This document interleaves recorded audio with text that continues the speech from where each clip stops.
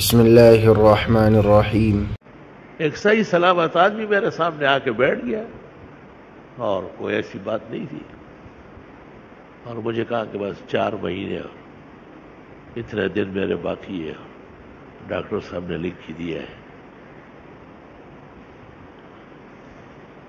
میں نے اس کو بہت تسلی دی، میں نے کہا بہت حیات اللہ کے ہاتھ میں، ڈاکٹر صاحب غریب تو اپنے تھرمامیٹروں سے مجبور ہے، اور ڈاکٹر صاحب کو کیا پتا ہے، لیکن وہ مدت جب پوری ہوئی میں نے پوچھ لیا کیا مر گیا، تو واہ ایسی بے قیمت زندگی ہو گئی، بے وفا زندگی ہو گئی، اور لوگ اس زندگی کے لیے بھی اللہ کو ناراض کرتے ہیں اور اپنے لیے بڑے بڑے کھڈے کھود رہے ہیں۔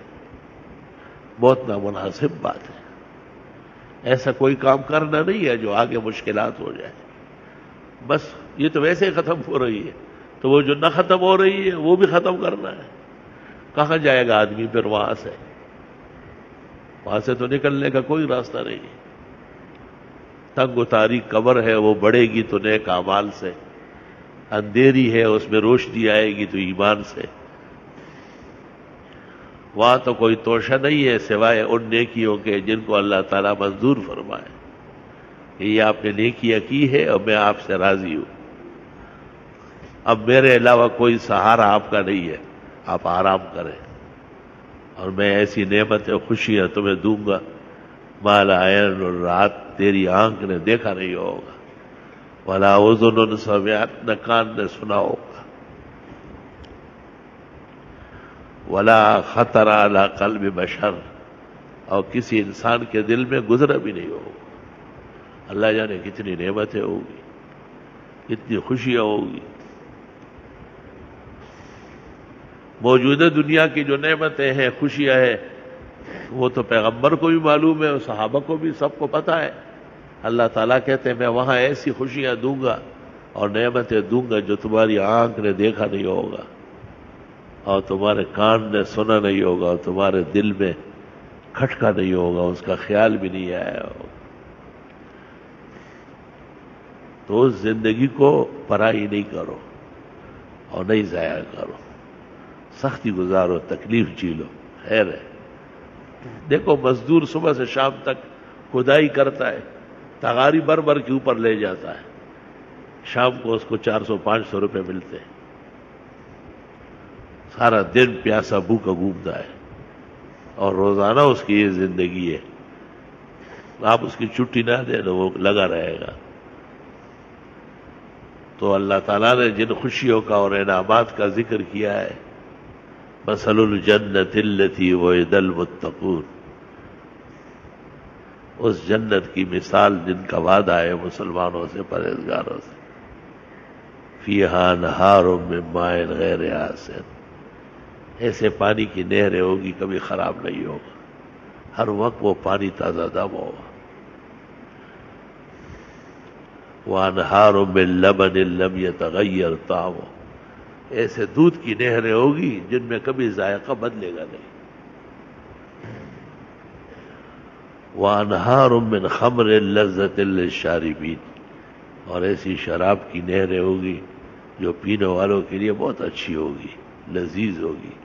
دنیا کی شراب تو گندی ہے، پلید ہے، فقہاء کا اتفاق ہے، چاروں فقہاء کا، کہ شراب ایسا پلید ہے جیسا پیشاب پلید ہے۔ شرابی اصل میں پیشاب پینے والا ہے، اور جس طرح پیشاب کا قطرہ گر جائے تو کپڑا و جسم پلید ہوگا، اس طرح شراب کا قطرہ گر جائے تو جسم پلید ہے۔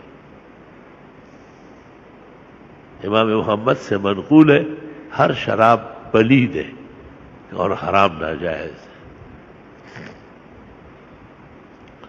تو فرمایا کہ وہاں والی شراب ایسی گندی نہیں ہوگی، اور صاف ستھری ہے، اور پینے والوں کے لیے بہت لذیذ ہے۔ یہ تو پینے والوں کے لیے بے عزتی ہے، وہی شراب پیے یا آپ کو پتہ چلے تو آپ کے آنکھوں میں ہمیشہ کے لیے وہ مٹی ہو جائے گی۔ شرابی کسی کا باپ بھی ہونا تو گندا ہوتا ہے، بیٹا سمجھتا ہے کہ یہ باپ ہونے کا لائق نہیں تھا۔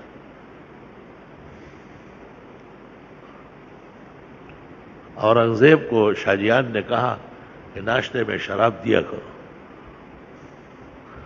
تو اورنگزیب نے نوکر کو کہا کہ ابا جان کو ناشتہ دیا کرو، میرا عذر ہے. انہوں نے کہا کہ باپ کا ادب نہیں کرتے ہو؟ تو اورنگزیب نے کہا باپ خدا کا حکم کیوں نہیں مانتا؟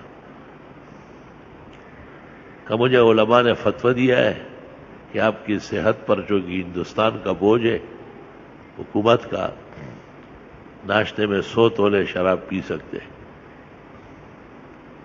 اورنگزیب نے کہا اگر ہر مولوی کا فتویٰ معتبر ہوتا اسلام ختم ہو چکا ہوتا. اور یہ مولوی نہیں ہے، یہ جوگی ہے، وہ ہندو پنڈت گیتے اور وید سے جوک کرتے ہیں، یہ قرآن شریف اور سنت نبوی سے جوک نکالتے ہیں.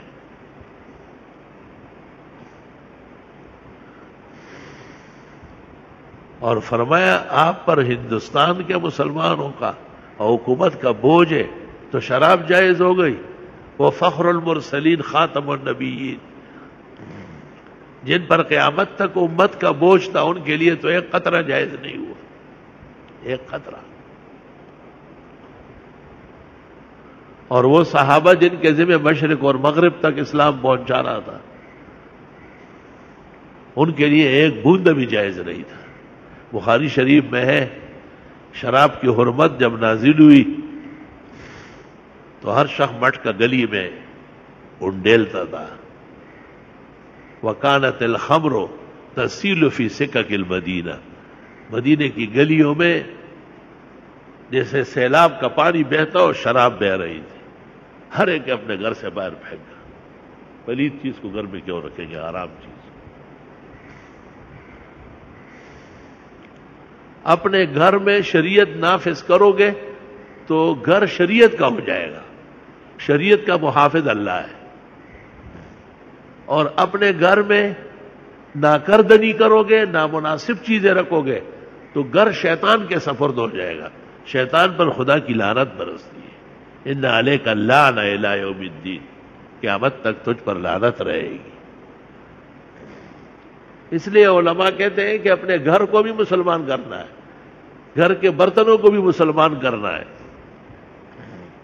گھر میں ہم خود مختار نہیں ہیں، ہم شریعت تسلیم کر چکے ہیں کہ ہمارے لیے صراط مستقیم اللہ تعالیٰ نے شریعت بھیجی. جزاک اللہ خیر.